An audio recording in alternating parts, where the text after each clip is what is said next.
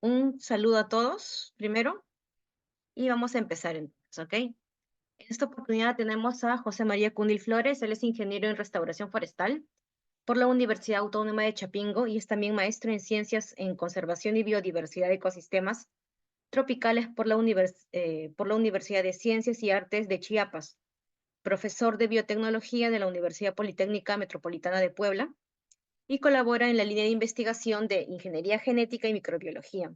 Su área de especialización son las relaciones ecológicas y agroecológicas. Es coordinador del Nodo de Agroecología y Agroforestería de la Red Latinoamericana de Defensa del Patrimonio Biocultural y es líder del equipo de trabajo de Trabajo México número 2, que es la Red Iberoamericana de Tratamiento de Efluentes con Microalgas. Y en esta oportunidad, José María nos va a hablar sobre los contaminantes emergentes, parte de una nueva realidad, un tema muy importante.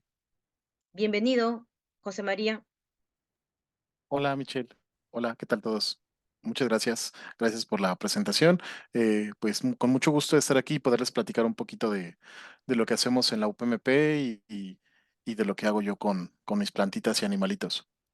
Entonces, como nos platicaba Michelle, nos comentaba, pues vamos a hablar hoy de los contaminantes emergentes porque estamos en una nueva realidad. Pues pasó el COVID, sigue el COVID más o menos, pues los contaminantes emergentes, pues son difíciles de definir completamente, ¿no? Y son un área de oportunidad muy grande en cuestiones de investigación, porque muchas veces no podemos siquiera definir bien qué es un contaminante. Ahí, ahí está. Entonces, si pueden escanear el código y les voy a poner en el chat este, el, La liga es un menti para que me contesten tres preguntas, pero vamos a ir en orden. Primero es la primera y yo les digo cuando sea la segunda. Les pongo en el chat la pregunta. Ok, ahí está. Sí se copió como texto, no, se copió como imagen. Paste. Ahí está, ya como texto. Ok, entonces, en lo que platicamos un poquito, ahí denle clic, le puchan y vamos contestando la primera pregunta. ¿Qué es un contaminante?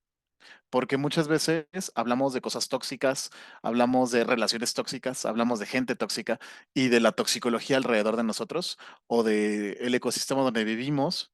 En Latinoamérica es un tema muy interesante porque pues somos países que el crecimiento industrial sigue y está muy polarizado.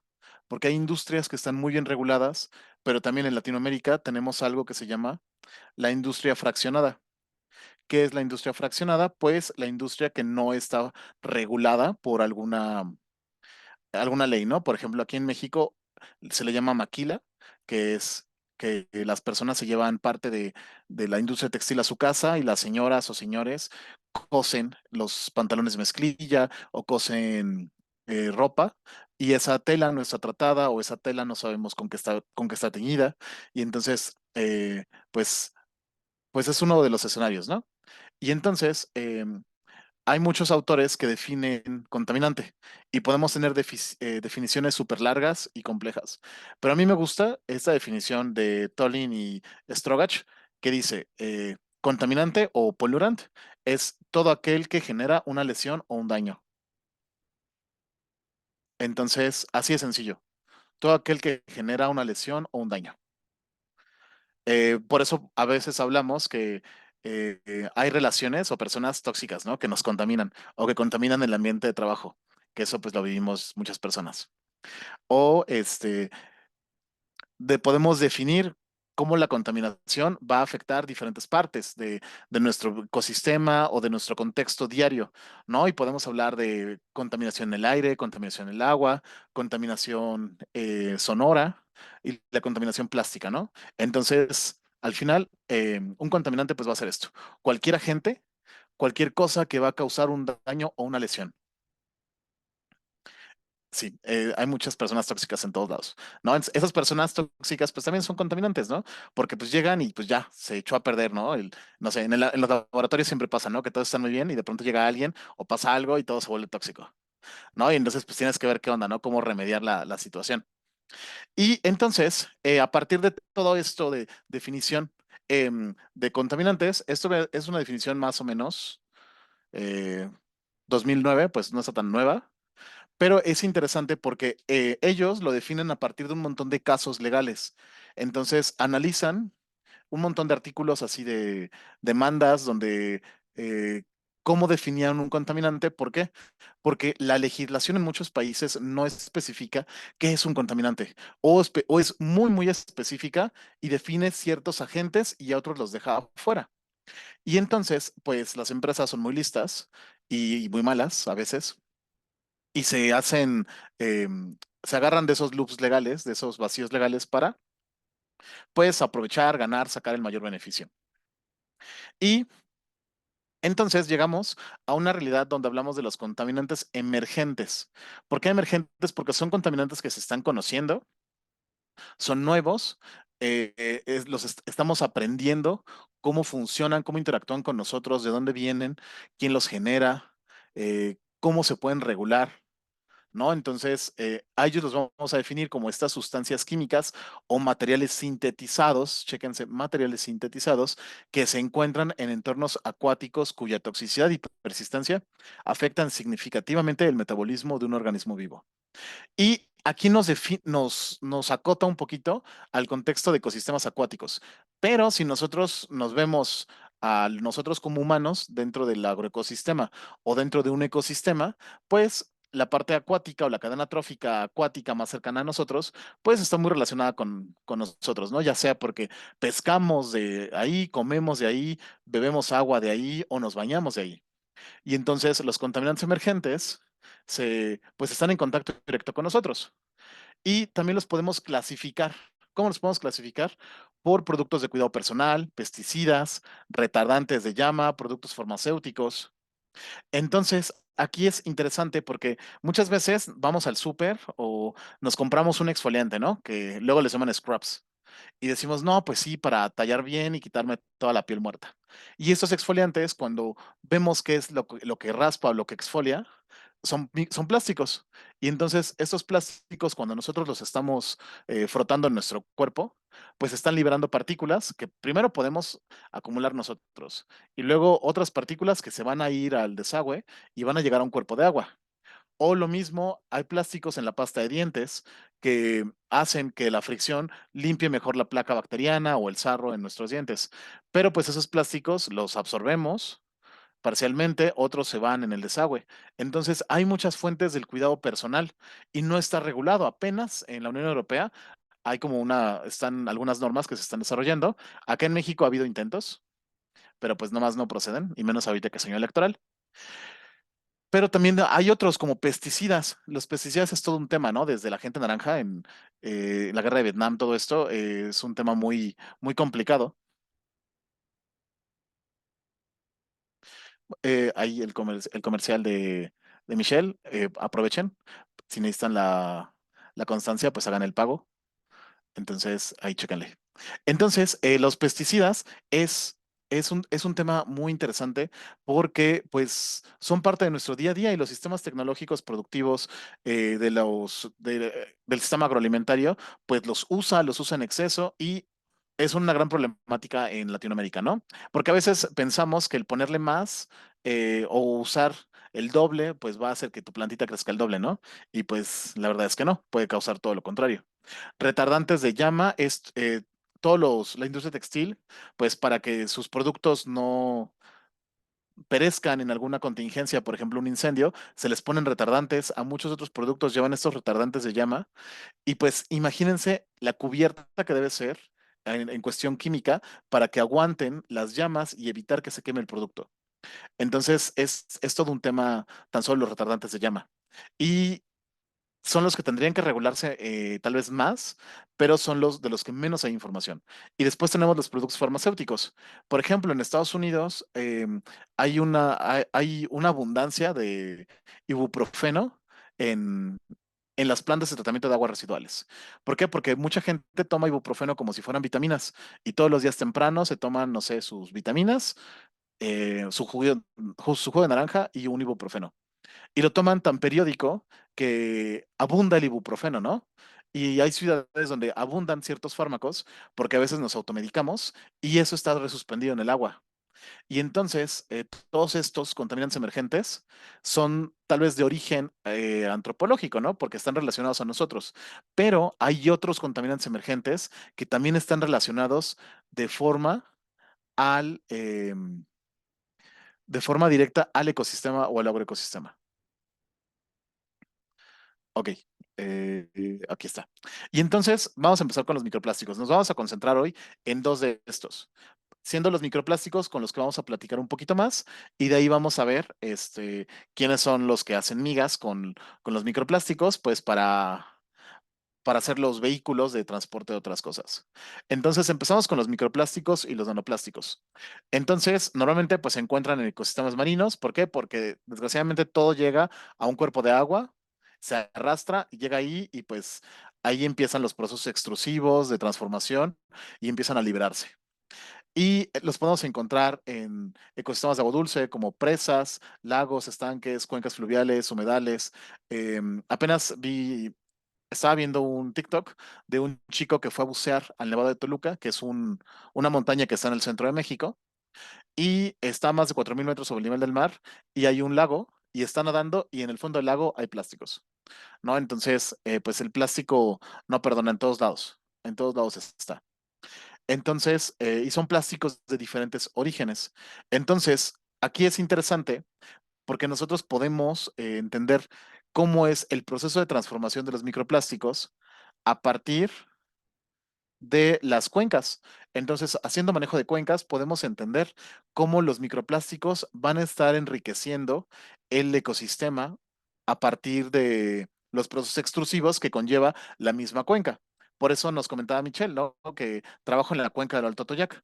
Esto es en el centro de México. Entonces, pues es un río que tiene su origen con el deshielo del volcán y diferentes cuerpos de agua subterráneos, y se va alimentando y está entre Puebla y el Estado de México en el centro del país, y se va alimentando, perdón, va creciendo, y ya más o menos como a 1,5 kilómetros, no, más, como a 10 kilómetros de la primer comunidad que llega a el Atoyac, ya empieza la industria o la industria fraccionada, o ya empieza a haber emisiones de agua contaminada o contaminantes al agua.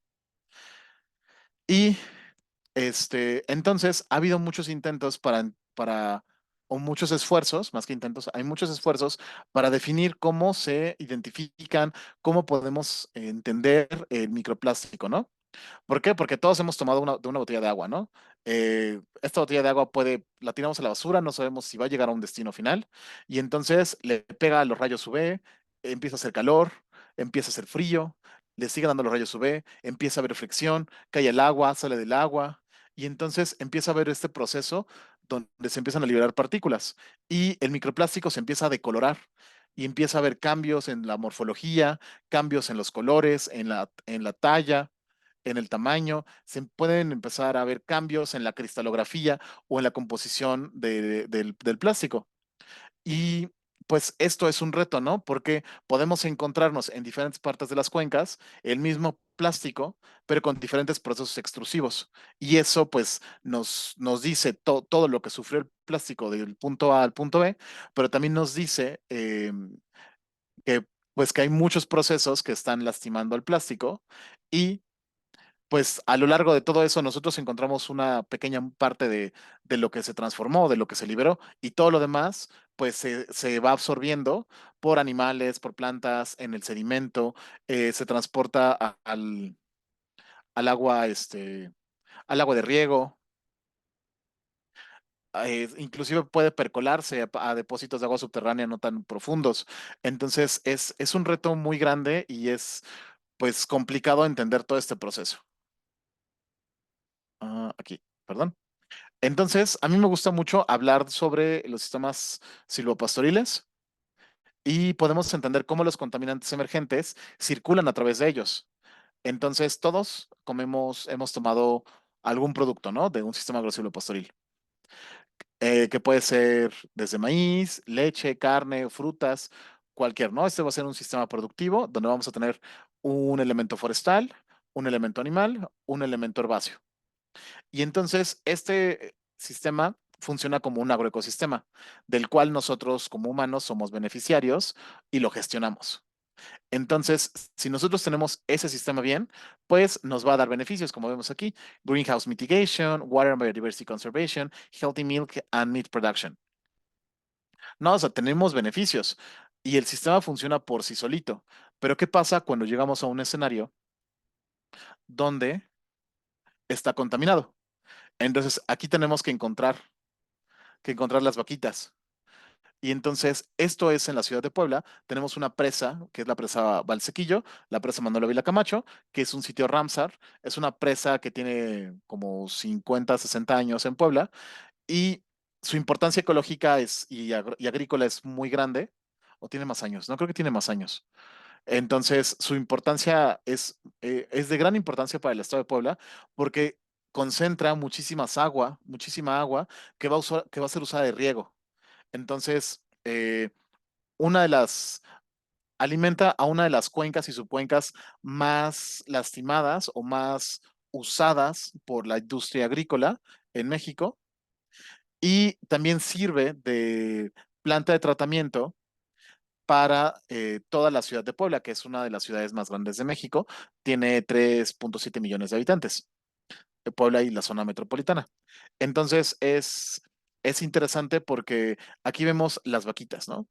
Y estas vaquitas, pues son como vacas hipopótamos, les llamamos, porque nadan, las vacas son muy buenas nadadoras y entonces ellas se alimentan del lirio acuático, que es parte del sistema de tratamiento de la presa, se alimentan del pasto que crece en la presa, de diferentes plantas que van creciendo en la presa, pero toda esta agua de la presa la recibe, perdón, toda esta agua de la presa proviene de la industria y de los hospitales y de las casas y parte del agua pasa por plantas de tratamiento de agua que en teoría deberían de funcionar al 100%. A veces funcionan, hay días que funcionan al 100, otros días funcionan al 5.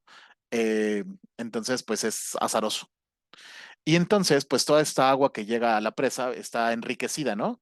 Enriquecida en metales, enriquecida en materia orgánica, en coliformes, enriquecida en un mundo de cosas que las vacas consumen. Y entonces, pues las vaquitas, pues ellas no distinguen si está contaminado o no está contaminado. Ellas nomás ven que esté sabroso y pues ahí ellas felices, ¿no? Nadando, porque igual en la presa hace mucho calor porque hay mucha insolación en esa zona. Ellas contentas, están nadando, están tomando agua, están comiendo lirio, están comiendo pastito, pero después esas vacas eh, se usa para hacer queso en el sur de la ciudad de Puebla, o se usa para hacer pan con la nata de la leche, o inclusive se usan para carne. Entonces, pues es un problema. Y son vacas que a veces están registradas, a veces no están registradas. Entonces hay un punto de inflexión porque los señores tienen criando vacas toda su vida, ¿no? La presa creció con sus familias y pues ellos vieron la presa como un elemento clave para criar su ganado. Pero pues ahora la gente no les puede decir no críes vacas, ¿no? Porque es a lo que se han dedicado históricamente. Entonces entramos en un proceso donde los contaminantes, la contaminación, los procesos socioambientales, pues crean un conflicto, ¿no? Entre la población, los productores, el agroecosistema y empezamos a darnos cuenta que los contaminantes emergentes, pues afectan la salud del animalito. Ahí está, ahorita regreso. ¿Por qué? Pues porque esta es una escena de la India, entonces las vacas pues no tienen dónde pastar y están en un basurero. Entonces, si pusiéramos aquí agua, sería el escenario de la Toyac o de la presa del Sequillo aquí en Puebla, porque hay zonas donde hay vacas o hay ganado caprino o ganado ovino, donde pues es casi un tiradero de basura clandestino y la gente lleva a sus animales a comer ahí o a pasear, a pastar, eh, a beber agua. Y esto pues va a afectar a la salud del animal. Las vacas son unos animales muy chismosos porque tú te puedes dar cuenta cuando una vaquita está enferma, porque se les infla la pancita, porque en la colita tenemos fosas, la fosa anal y la fosa ilíaca, y cuando la vaquita se enferma, pues las fosas empiezan a verse raras, también podemos verle que la caderita se enchueca, Podemos ver que los ojitos de la vaca están tristes, ¿no? O sea, vemos que el animal empieza a presentar sintomatología. Esto es parte de lo que estamos haciendo actualmente.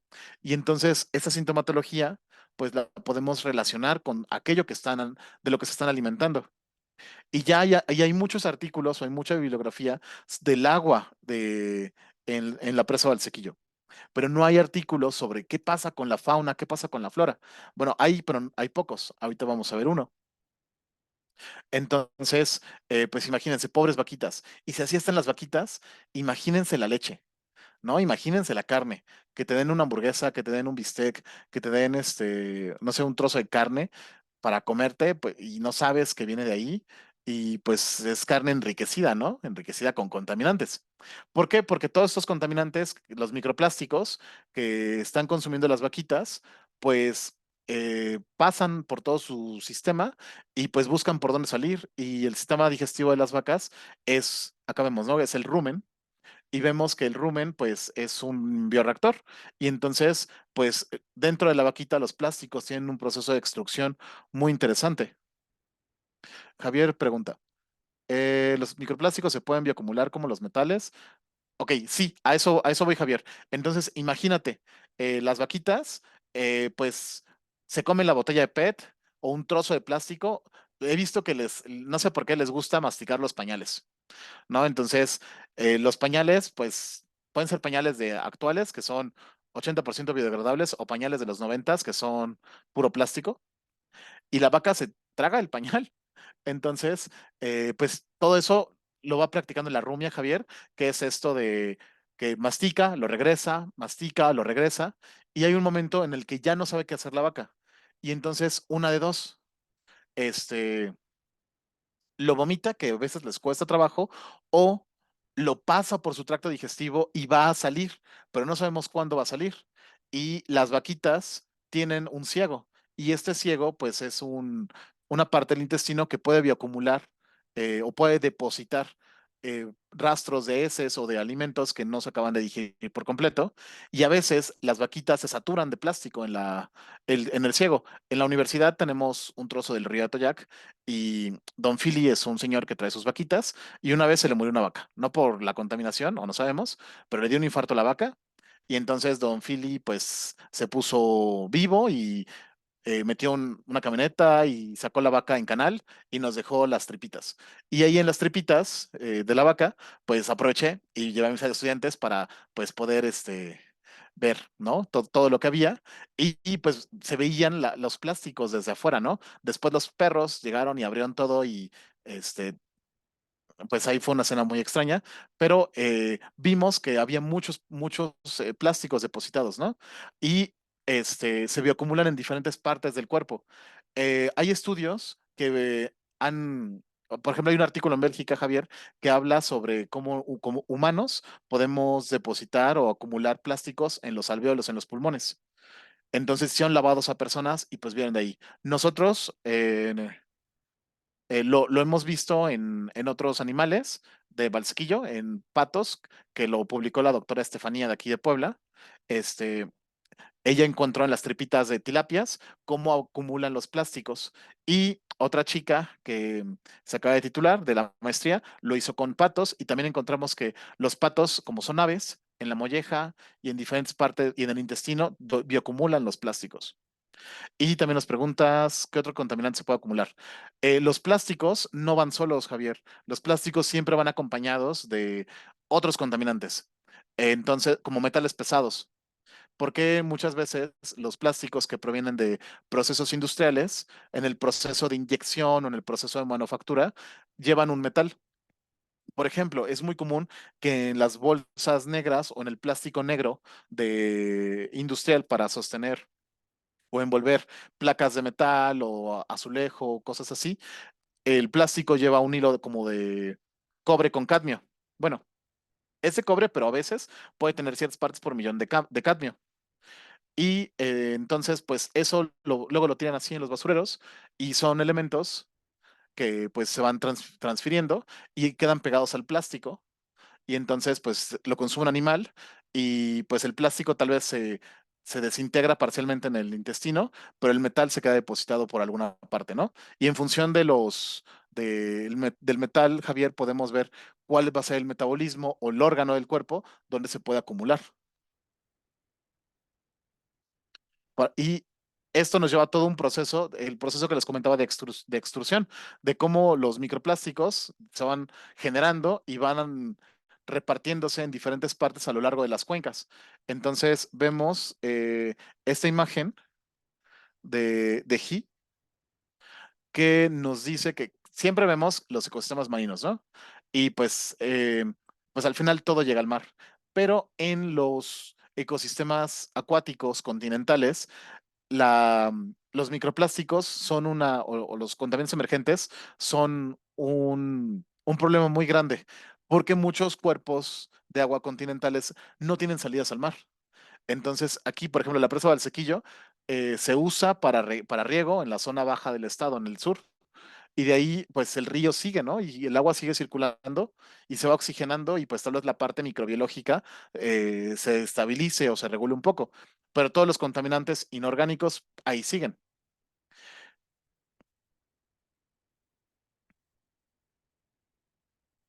Y es esta parte que vemos, es el impacto en el agroecosistema, cómo todos los elementos de la cadena trófica del agroecosistema, pues están eh, relacionados con el plástico, con el plástico que se deposita ahí o que llega por alguna forma.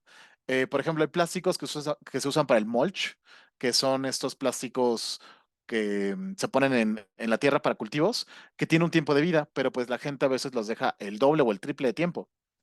eh, a veces plásticos que llegan por inundaciones, por la misma agua de lluvia, por el agua de riego, en este caso en el centro de México que se riegan con aguas grises o aguas negras, pues te llega el agua con todo lo que trae, con todo lo que acarreó. Y entonces, pues todos los elementos que ya estaban en el agroecosistema tienen que aprender a convivir con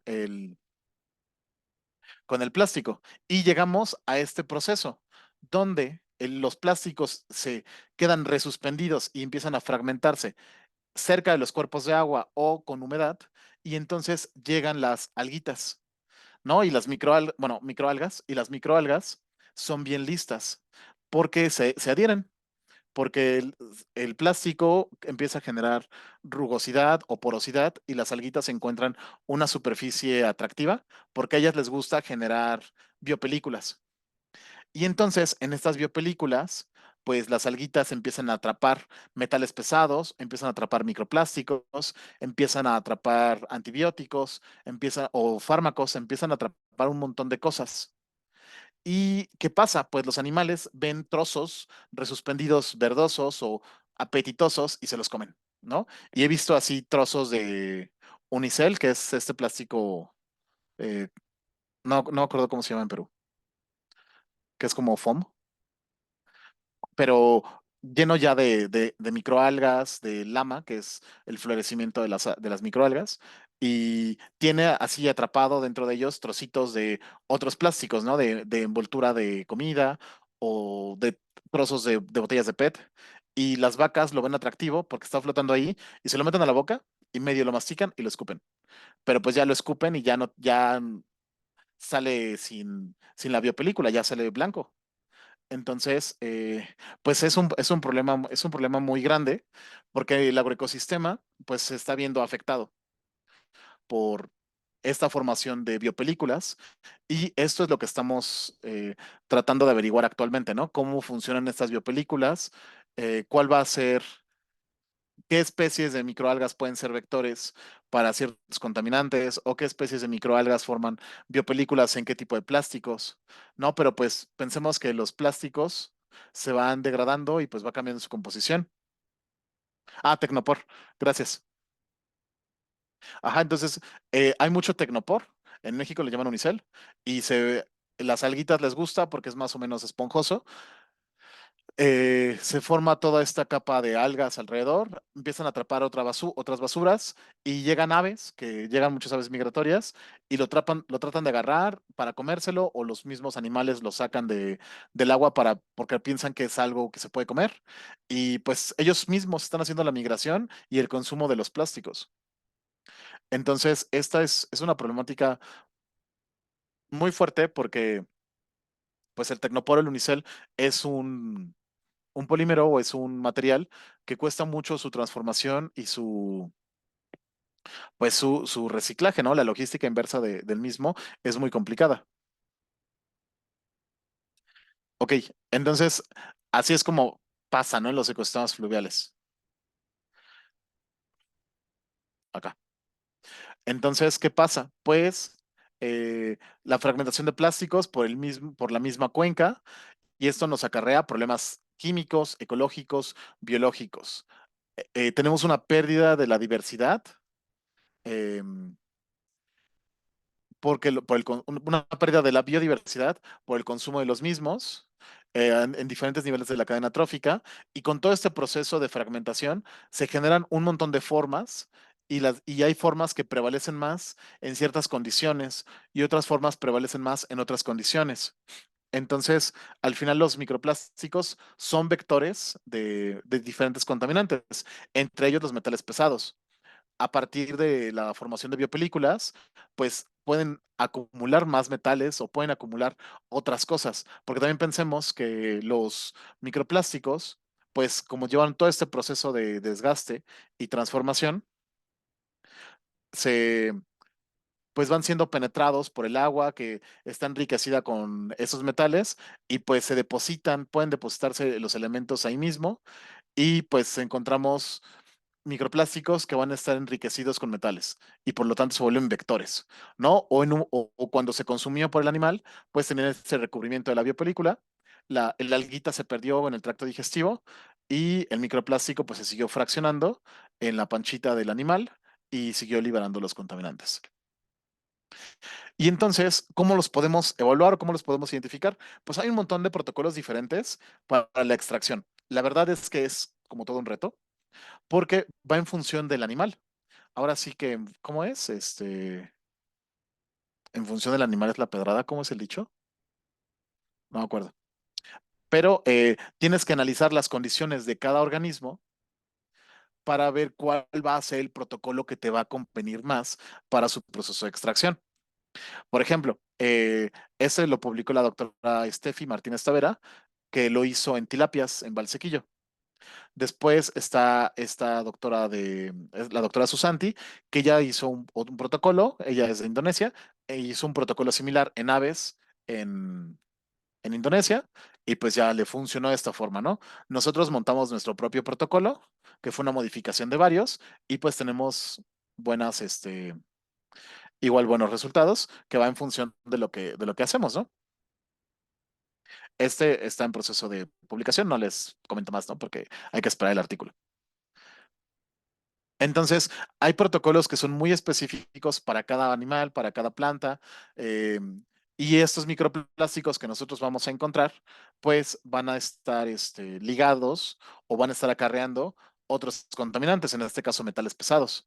Y si nosotros lo vemos desde antes que lo dijeran, podemos ver que esos plásticos o microplásticos tenían una biopelícula que los hicieron tal vez atractivos a que los consumiera un animal, y la biopelícula facilitó la adherencia o la adición del metal o del otro o de cualquier otro contaminante.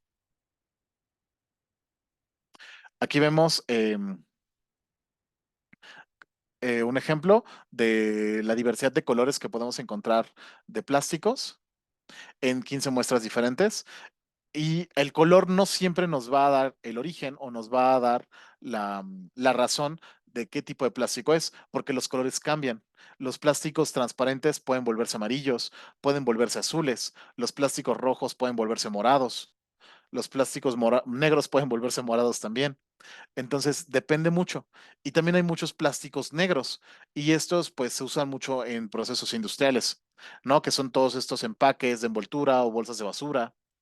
Entonces, la diversidad ya en composición elemental o cuando se analiza cada uno de los plásticos, pues vemos que aunque sean negros, no significa que tengan el mismo origen, sino son negros, pero pueden tener diferentes orígenes, ¿no? Lo mismo los plásticos morados pueden tener diferentes orígenes y podemos ver si provienen de un rojo o de un negro. Así como los blancos o transparentes, pues igual los podemos buscar posibles orígenes. ¿De dónde? Pues en función de la industria que surte agua o que libera sus aguas a la cuenca. Porque al final, pues todo va en función del manejo de cuencas, porque sería como la base para entender el origen y la gestión del agua y el agua como vector de los contaminantes hacia el sistema, hacia el agroecosistema. Y entonces esto nos lleva a repercusiones. Vean, cómo es una botella de PET, una botella de agua, y aquí está en la presa flotando. Entonces vemos que aquí tiene trocitos de Tecnopor o de Unicel y vemos ya está desgastada, quién sabe cuánto tiempo tenga. Y estas repercusiones nos llevan a que los contaminantes tengan mayor resiliencia en el agua, en las plantas, en las algas o microalgas y en los animales, porque pues están en todas sus fases de extrusión o de transformación los plásticos. También facilita la migración en el agroecosistema porque no hay un buen manejo de las aguas residuales o de las fuentes de contaminantes en la cuenca. Repercute obviamente en la salud animal y diferentes animales, ¿no? Que pueden ser animales silvestres, animales eh, de uso pecuario, inclusive animales mascotas, ¿no? Em, y por lo tanto, pues va a haber una integridad del sistema productivo agropecuario, ya sea que estén cultivando maicito, estén cultivando vacas, estén cultivando lo que estén cultivando, pues va a afectar el rendimiento, va a afectar la salud, va a afectar todo este proceso. Y al final, pues va a afectar la calidad de bioproductos. Porque si yo les enseñara fotos de la leche, que vemos las vaquitas que están más o menos, y cuando analizamos la leche en laboratorio, pues encontramos cosas muy, muy interesantes. O tan solo con ver las vaquitas en campo, pues no se nos antoja un taquito de ellas, ¿no? Y esto que platicábamos de los biofilms o las películas que forman las algas es muy interesante porque vean, aquí tenemos, regresamos, ¿no? Tenemos la lenteja de agua y aquí la botella está flotando, pero si la tapa estuviera abierta, la botella estaría entre el proceso de flotar y hundirse. Y entonces, ¿qué pasaría? Pues el proceso de extrusión o de transformación sería mayor. Y entonces veríamos que vamos a tener que las alguitas se van a estar adhiriendo a la superficie. ¿Qué algas? Hay un montón de especies de algas, ¿no? Aquí tenemos plancton y tenemos una cianobacteria. Y podemos tener una matriz de un biofilm. Este artículo evalúa, ¿no? ¿Cuál es la comparación para la generación de un biofilm en microplásticos a partir de diferentes especies de algas y cianobacterias? Entonces, las alguitas, pues dicen, ah, mira, pues aquí nos podemos pegar. Ah, y pues les gusta, entonces se juntan todas ellas, empiezan a formar